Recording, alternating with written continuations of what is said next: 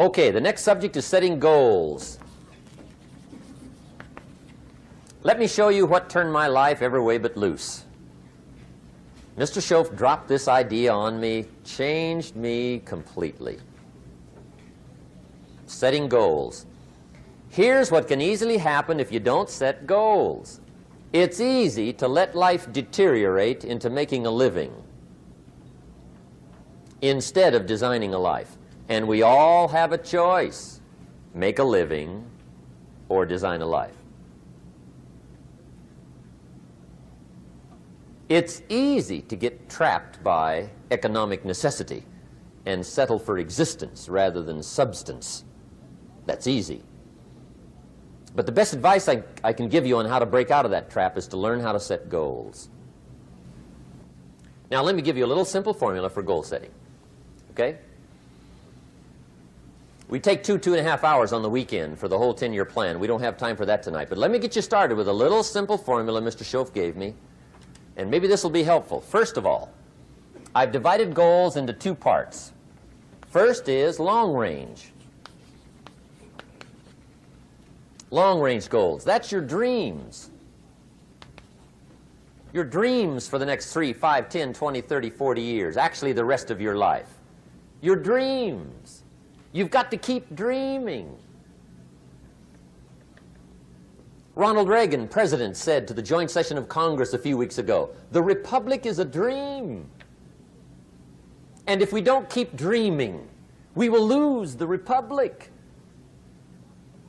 Your better future is a dream for yourself and for your family. Where do you want to go? What do you want to do? What do you want to be? What do you want to see? You've got to dream dreams. There's a Bible phrase that says, without dreams and visions, people perish. You've got to have something to go for that inspires the heart and the soul.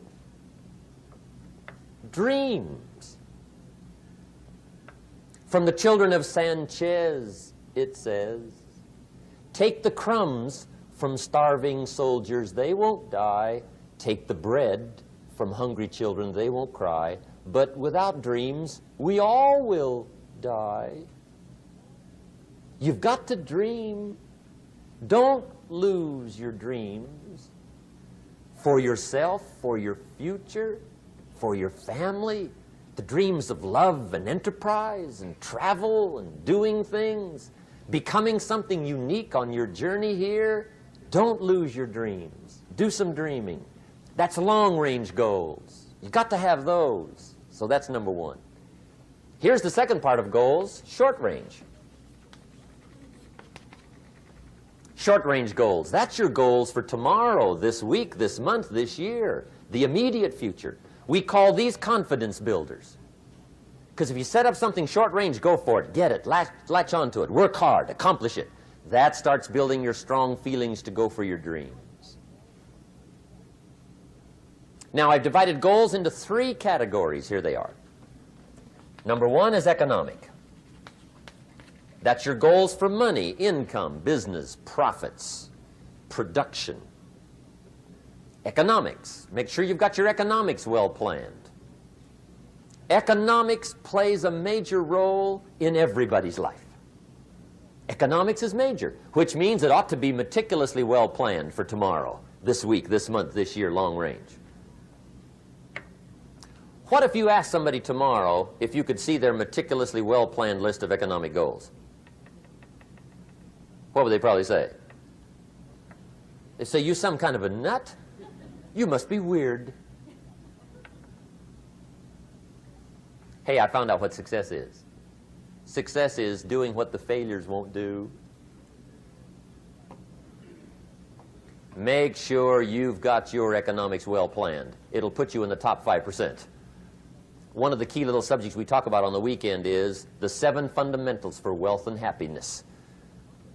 And that's one of them, well-planned economics. It's a fundamental if you want to do well. Join the top 5%. Anybody in this room can join the top 5%, if you will. Okay. Now here's the second category of goals, things. Make a list of the things you want. And on my list of things, now I put everything. Little things as well as major things. Doesn't matter how small it is, it goes on my list. I used to just put major things, cars, homes. I don't do that anymore. I now load my list with everything. Everything. And the reason is, part of the fun of having a list is checking it off. That's it. Boy, at the end of the day, if you can go, got it, got it, got it, got it, got it, got it, whatever it is, right? You get into the habit. So load up your list, the things you want. Now, when you check off something major, celebrate. That's an important point to make. Celebrate your achievements. Live it up. Have a party when you reach something you've worked for a while. See, we all grow from two experiences. One is called the pain of losing. The other one is called the joy of winning. We need both of them. Amplify them as much as you can, which also means make losing painful. If you set up something, fooled around, didn't get it, put it on yourself. On the other side, if you did get it, congratulate yourself. Self-congratulations is a sign of maturity. Seeking congratulations is a sign of immaturity. But hey, winning and losing, see, that's what it's all about. That's the name of the game. Now, some people lead such mediocre lives, at the end of the day, they don't know whether they're winning or losing. They got no clue. Guy's just going through the day with his fingers crossed. There's a better way. Okay, here's the third category of goals, personal development. Put those goals together. Personal development goals. That's your goals to be stronger, more decisive, be a speaker, be a leader, learn a language, all kinds of skills.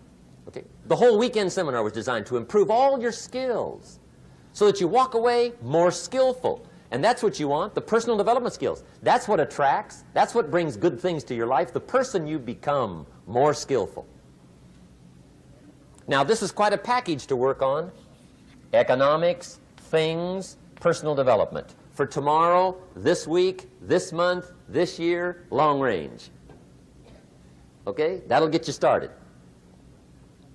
Now, here's the simple formula for setting goals. It goes like this. A, work on your goals. That's step one. Work on them. And I put the word work there deliberately. Setting goals is plain hard work. I don't want to kid you. We haven't come here tonight to kid each other. It's work. I know it's work. That's why a lot of people just let it slide. It's work. Many people work hard on their job, but they don't work hard on their future. They just let that slide. And the work involved is making plans. I know most people don't.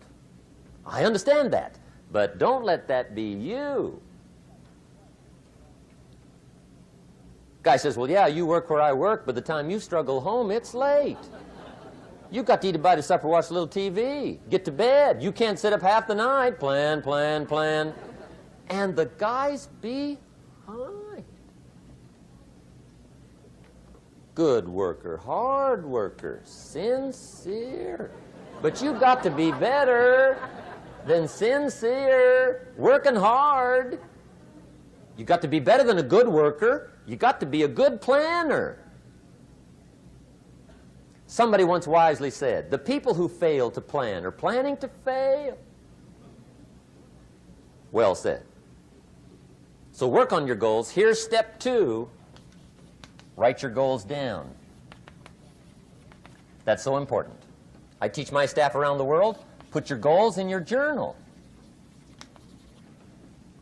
Because one of the major people you want to study is yourself. Say, here's the list of goals I put together 3 weeks ago. Here's the list of goals I put together 2 years ago. Here's some of the changes I made, rearrangement of my priorities. I scratched these off. I put these on. I've gotten these. Study your accomplishments. Study what your desires are. Put them on paper. Write them down. Here's another reason for writing your goals down. It shows you're serious about doing better. And to do better, you got to get serious. You don't have to be grim, but you must be serious. Everybody hopes things will get better. Everybody hopes. Poor people hope. That ought to tell you something. It means the future does not get better by hope. It gets better by plan. I used to have the affliction called passive hope. It's an affliction. It's bad. Probably what's even worse than that is happy hope. Now that is really bad. That's bad. Happy hope. The guy's 50 and he's broke and he's still smiling. See, that's not good. So get serious about your goals. Put them on paper. Write them down. There's all kinds. His goals, her goals, their goals. Business goals, financial independence goals, family goals. I mean, there's so many things to work on this that if you don't get busy and work on it, sure enough, the time will pass. And sure enough, 5 years from now, you'll wind up where you don't want to be, wearing what you don't want to wear, driving what you don't want to drive, being what you don't want to be. Now's the time to fix it. Now, here's the third step to your goals. Check the size of your goals and the kinds of goals. How big they are, what kind they are, affects you. And here's one of the important phrases of the evening. Your goals are affecting you, whatever they are. Your goals affect your handshake. Your goals affect your attitude, personality. Your goals affect the way you walk, the way you talk, the way you dress. All day long, we're being affected by our goals.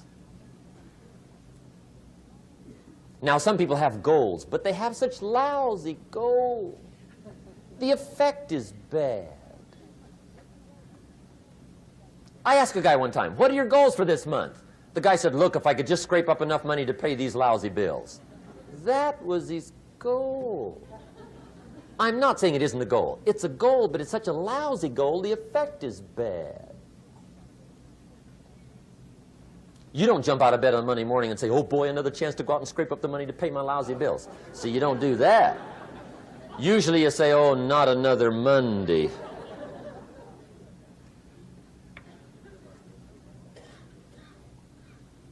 And some people have so given up on life, they have joined the thank God it's Friday club. How sad. Surely those are the same people, when life is over for them, will say, thank God it's over.